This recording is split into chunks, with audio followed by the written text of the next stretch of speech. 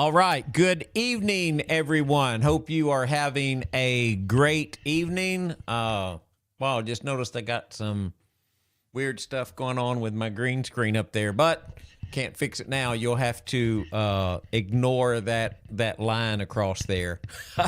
But hope you're having a great evening. Thanks for joining in, being here in the Bible study tonight. We are continuing our study on head scratchers, and we will do that tonight. And also next week, and we'll finish this up and move on into another study.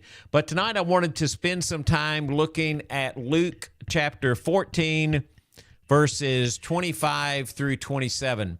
It's kind of an interesting verse. It's probably one you already know about, probably one you already know the answer to, but hang on just a second. Let me see if I can fix this green screen quickly.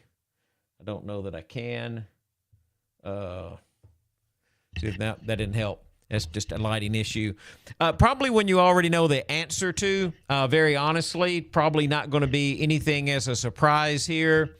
But I think it's worth talking about. It's one of those verses that if you didn't grow up in church or grow up studying the Bible, and then you heard that Jesus made this type of statement, it very likely would cause you to scratch your head. And even for some of us who have studied the scripture for a while, I think it causes us to scratch our head.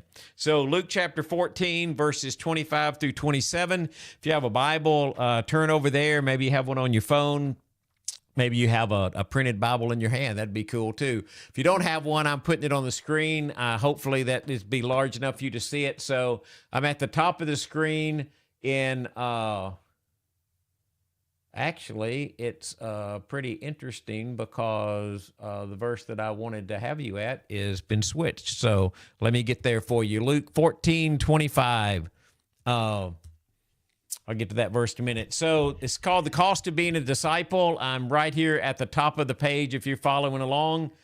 Large crowds were traveling with Jesus, and turning to them, he said, "If anyone comes to me and does not hate his father and mother, his wife and children, his brothers and sisters, yes, even his own life, he cannot be my disciple. And anyone who does not carry his cross and follow me cannot be my disciple." I just want to ask, if you read that really slow, okay, just kind of think about what Jesus said. If anyone comes to me and does not hate his father and mother, his wife and children, his brothers and sisters, yes, even his own life, he cannot be my disciple. So kind of slowing down and just asking, how does that sound to you? If you just take that at face value, how does it sound? How does that strike you? Is it confusing? It could be considered a little bit harsh. You might consider it even offensive in a way. And the interesting thing about that is when you look at that, it sounds so very different than some other things that Jesus said. Like if you turn to Luke chapter 6, let me get the verse here. Luke chapter 6:27, I believe is where you'll find it. "But I tell you the truth," this is at the top of the page on the left, following right here, "love your enemies, do good to those who hate you, bless those who curse you, pray for those who mistreat you."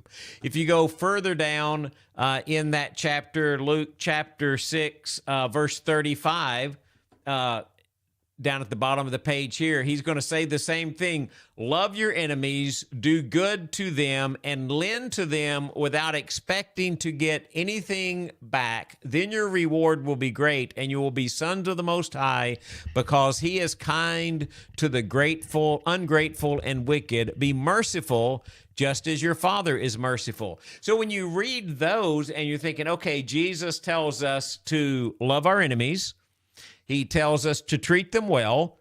We lend to them without expecting anything in return. We do good to our enemies. We do good to those who hate us. And then we're thinking, but Jesus said, if you don't hate your father and mother, and then you even think over into into the Old Testament, right? So you get to the 10 Commandments. 10 Commandments are in Exodus chapter 20. So you get to Exodus chapter 20, and you're in verse 12, which is in the section of the 10 Commandments. And one of the 10 Commandments is honor your father and mother so that you may live long in the land the Lord your God is giving you. So you're looking at that thinking, okay, Jesus tells us to love our enemies. Then he tells us to, we know from the Old Testament and even reflected in the New Testament, you honor your father and mother. You think about Jesus at the cross, and so Jesus is hanging on the cross, and this is in John chapter 19, verse 25. We're right here on the screen if you want to follow along. And near the cross of Jesus stood his mother, and his mother's sister, Mary, the wife of Clopas, and Mary Magdalene. Now, there's a little question in that text. His mother's sister, Mary, the wife of Clopas, is his mother's sister, Mary, the wife of Clopas, or is his mother's sister there and Mary, the wife of Clopas there? Is it 3 people or 4 that he's talking about? It's not really important for our study tonight. It's just something I wanted to point out. I think his mother's sister is Mary, the wife of Clopas. That's the way I tend to read it. But he's near the cross of Jesus. There is his mother. And Jesus saw his mother there and the disciple whom he loved standing nearby. And he said to his mother, dear woman, here is your son. And to the disciple, here is your mother. And from that time on, the disciple took her into his home. So even on the cross, Jesus is honoring his mother by making sure that she's well taken care of. So if we jump back to where we started, if anyone comes to me and does not hate his father and mother, his wife and his children, his brothers and sisters, yes, even his own life, he can't be my disciple. You start reading that and you're thinking, what in the world is Jesus trying to say? I drink coffee with some guys down at Wendy's, sometimes several mornings a week, always on Wednesday. But it's not unusual for me to stop at Wendy's and drink coffee with a group of guys that meet down there. It's a lot of fun. Really enjoy doing it, and I really enjoy all of those guys. But a lot of times I will laugh and I will joke with them, and I will tell them there's something that a preacher does, and it's not really a lie, but it's not really the truth. It's kind of somewhere in between. And what I mean by that is I say I can't hit the right button. We have exaggeration for the sake of emphasis, right? So we can take a story, and it's okay for a preacher. You take a story and you exaggerate it and you make it sound so incredibly unusual that it really grabs attention and it really makes you pay attention to what's going on. Now, there's a fancy word for it. It's called a hyperbole. And a hyperbole, it actually comes from 2 Greek words, from hyper, which means over, beyond, excessive, and from balo, which means to cast. So very literally, it means throwing something beyond or casting something beyond or overshooting something. So in classical Greek rhetoric, it's an intentional exaggeration that you kind of overshoot the truth for a dramatic effect. Aristotle used it. Latin writers also used it. It even became, I think you pronounce it hyperbola. It's a math term for a curve that is thrown beyond the normal circle. I don't remember much of that from math and all that kind of stuff, but I remember it's used that way. So what Jesus is using here, I think, is that same type of hyperbole. It's exaggeration in a way for the sake of emphasis. We're going to break it down and look at that and just why would Jesus say that? Now, this isn't the only place that Jesus makes this kind of statement. Jesus makes these kind of statements decently often, which is why I don't mind using them sometimes. But one that you might think about is if your right hand causes you to sin, you tear it out and throw it away. And it's better that you lose one of your members, one of your eye, than your whole body be thrown into hell. Well, you look at that and think, okay, so is Jesus telling me to literally, if I sin by looking at something, I'm going to reach in and I'm just going to rip my eye out and throw it away? No, that's a little extreme, but Jesus is trying to make a point. The point he's making is, don't let your vision, don't let what you see, don't let what you lust over cause you to sin.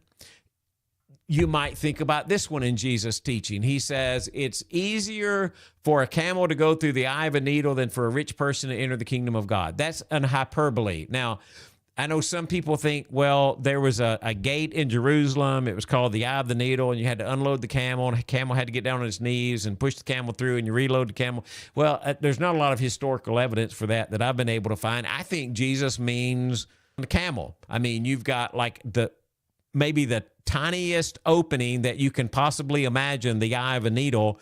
When I think about that, I think about when I was fly fishing, and you're using one of those little midges, right? A midge is a really, really small fly, and you've got a really, really small tippet on there. I mean, you can just barely see it. And I can remember standing in the Caney Fork trying to somehow thread that really small tippet fishing line through the hole that was in that little bitty fly. And I mean, sometimes I would stand there, maybe it would seem like an hour. I know it wasn't. It's probably more than 5 or 10 minutes, but you just cannot seem to make it work. I can promise you now that if I went to try to fly fish, I would need a magnifying glass, or I would never get that done. I mean, you just think about putting thread through the eye of a needle, really small opening. And so you think, okay, a camel can't go through that, right? That's exactly Jesus' point. He says things that are impossible with men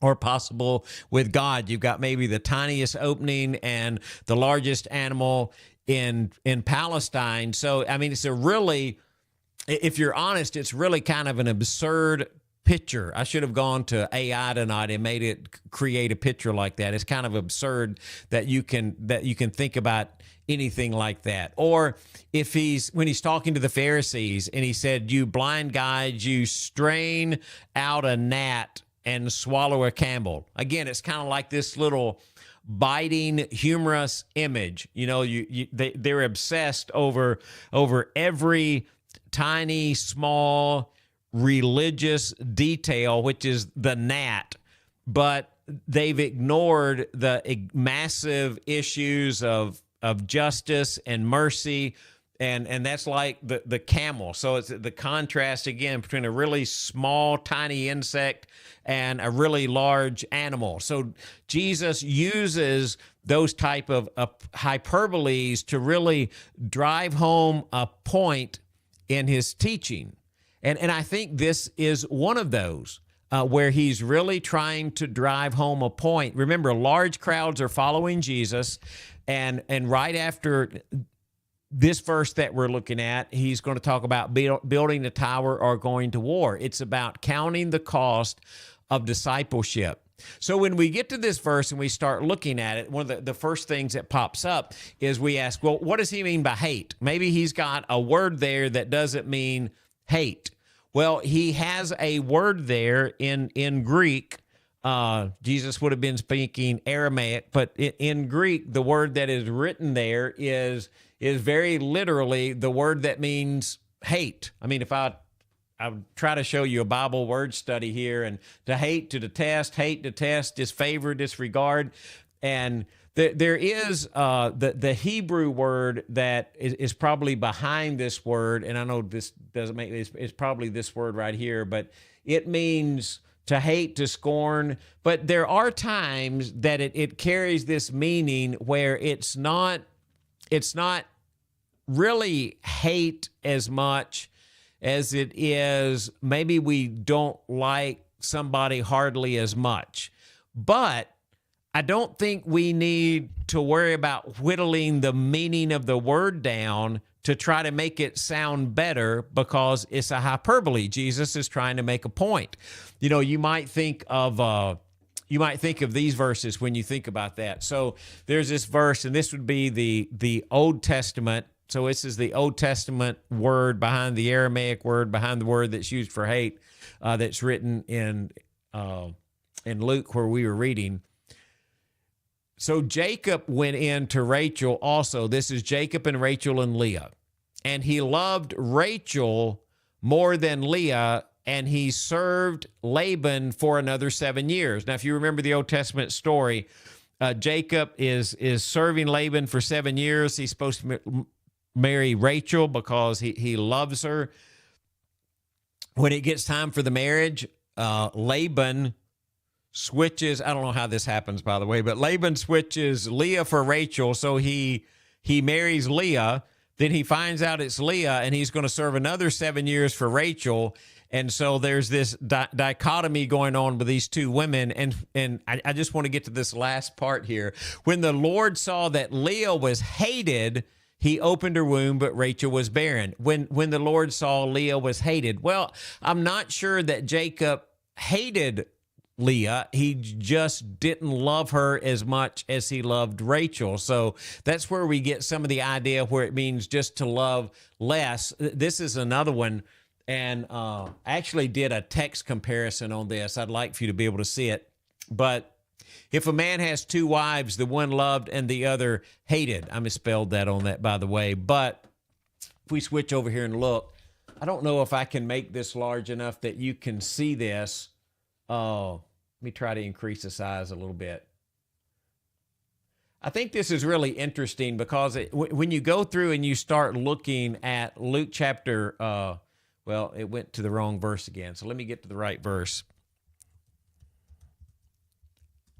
You start looking at this comparison, the American Standard Version, one beloved and the other hated. The ESV, if a man has two wives, the one loved and the other unloved, right? We don't want to quite get hated in there. Holman Christian, one loved and the other unloved. King James does a good job. One loved and the other one hated, which is more like the text. New International 1984, he loves one, but not the other. The idea here is not necessarily that he loves one, but he doesn't love the other. The idea here is he has two wives, and he loves one more than he loves the other, and it's what he does with taking care of them in the money and the will and financially how all of that works. And you see it even in this where it says, yet I have loved Jacob, but Esau I have hated, in Malachi 1, verses 2 and 3. If you go there and look at that prophecy, an oracle of the word of the Lord through Israel to Malachi, I have loved you, says the Lord, but you ask, how have you loved us? Sorry, I don't have the screen up there. Was not Esau Jacob's brother, the Lord says, that I have loved Jacob, but Esau I have hated. And so the idea when you get back to this verse that we're looking about, well, maybe Jesus just means that you love him more than you love father and mother. And it's really, maybe too strong to put the word hate in there. But to be honest, even though it's kind of a Semitic idiom, I think we're better putting the word hate in there because he doesn't mean anger or hostilities. He's not commanding us to despise our families. We know from Jesus' other teaching we're supposed to honor our families. But he's saying that our love for him must be so supreme that it's unmatched. And Jesus is using a hyperbole to say that. Even in the verses later where he says, okay, if you want to build a tower, you sit down and count the cost, make sure you've got enough money. In our world, would say if you're going to build a house, you need to make sure that when you start building the house, you have enough money to finish the house, because if you don't, then somebody's going to come along and make fun of you because you didn't have enough money. Or if you're going to go to war, if one king is going to war, he wants to make sure that he has enough soldiers that he can win the war. And if he's not able, he's going to send some type of delegation. He's going to ask for some type of peace treaty before he does that. So it's like salt. Salt is good until it's not salty anymore. Then you can't make it salty again. So it's not good for anything, right? You just throw it out. Jesus is is making a point about how serious discipleship is. That's why he's using such radical language. I think part of the hint when you look back at the verse, and we'll come back, is to me, is this section right here. Large crowds were traveling with Jesus. Large crowds were traveling with Jesus. Jesus knows that the choice to follow him is going to bring conflict. I mean, he even said in another passage, he said, from now on in a house, there will be 5 divided. There'll be 3 against 2 and 2 against 3. I mean, he knew that if you followed him, that there's going to be difficulty and conflict that's going to come. And you might see it, and we do see it in our world today. It's not like it ended, but if a Jewish person confessed Christ in the first century as the Messiah, they could be expelled from the synagogue. You break family ties. In our world, if someone who was raised in a religion that wasn't Christianity and they become a disciple of Christ, it might mean that they're disowned from their family. A teenager who decides to follow Christ might be ostracized by his friends because he's not going to do all the things that they're doing. So if you're in business and you're a follower of Jesus and you insist on honesty, it might cost you advancement or even a career. So it kind of brings up a question, and that is what relationships or expectations can most easily become rivals to the loyalty to Christ today. Maybe in our world, Christ would have said, look, if you don't hate your job, or if you don't hate your money, or if you don't hate your bank account, or if you don't hate your status in life, if you don't hate the way other people see you, I think that's why Jesus uses such strong language. It's about belief, but it's also about a loyalty that outshines any other kind of loyalty. So then he follows that up and he says, or even your own life. When I read that, a couple of things. First, the hardest rivalry is probably not family. The most difficult, the hardest, the greatest rival to Jesus is usually self, which is why he says, yes, even his own life. I mean, you think about that, and you think about other things that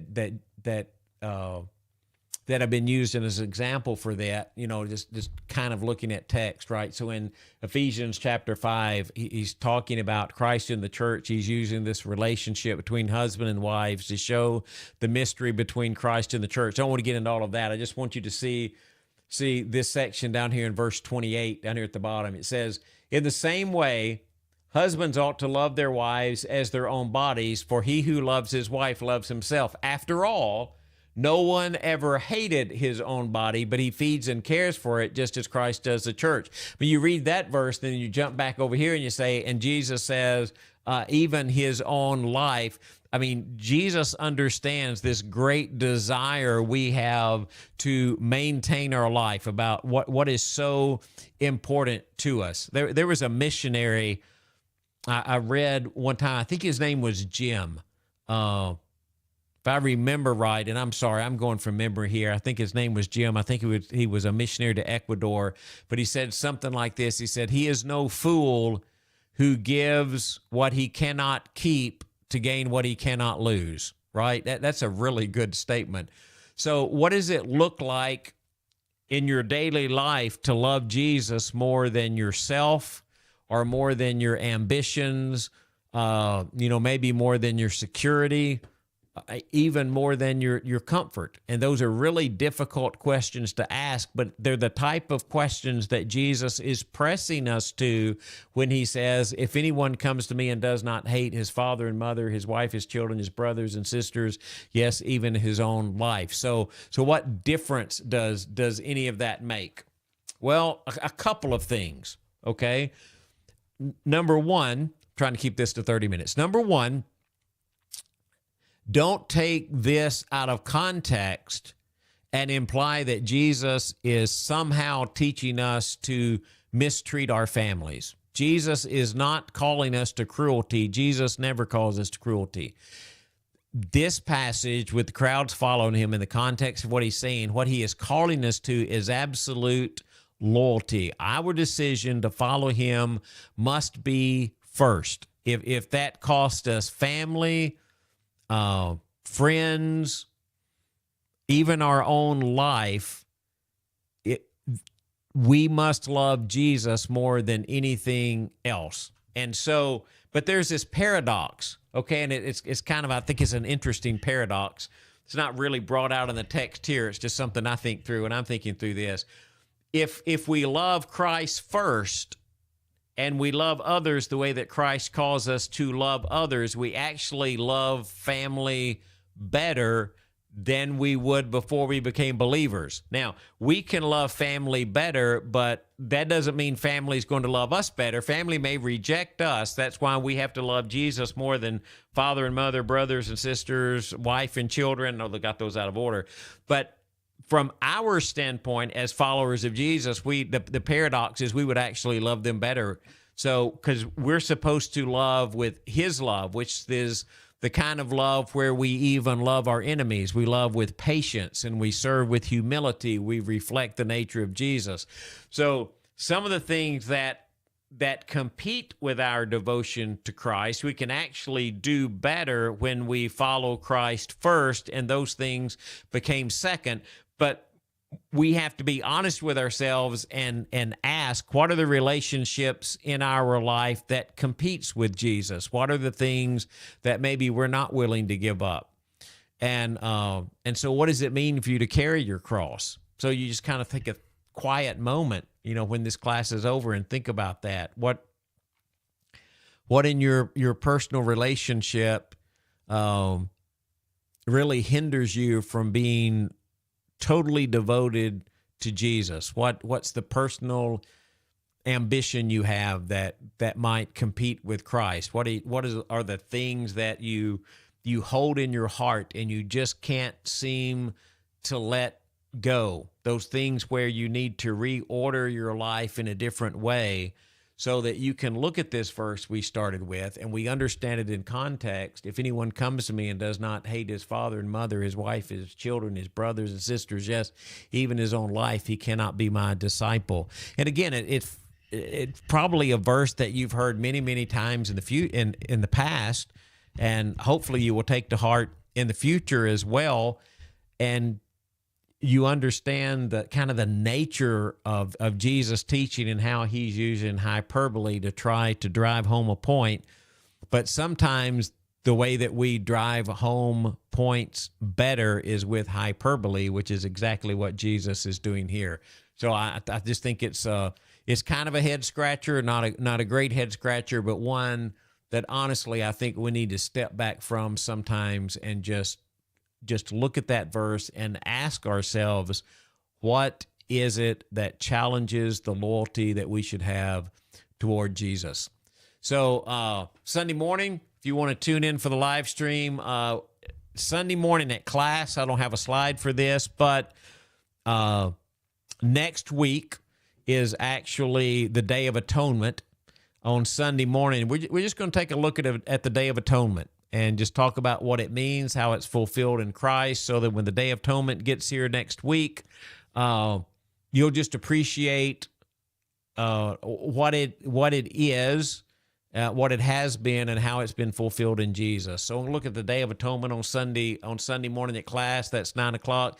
10 o'clock, we're in Jesus and Micah, mercy and truth. Really like what we're going to be talking about on Sunday morning.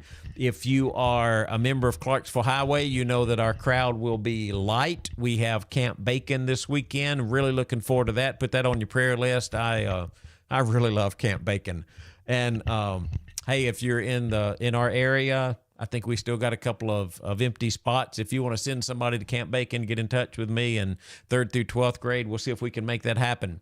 Hey, thanks for tuning in. I hope you have had a great evening. Hope you've enjoyed our study, and I will Talk to you next week.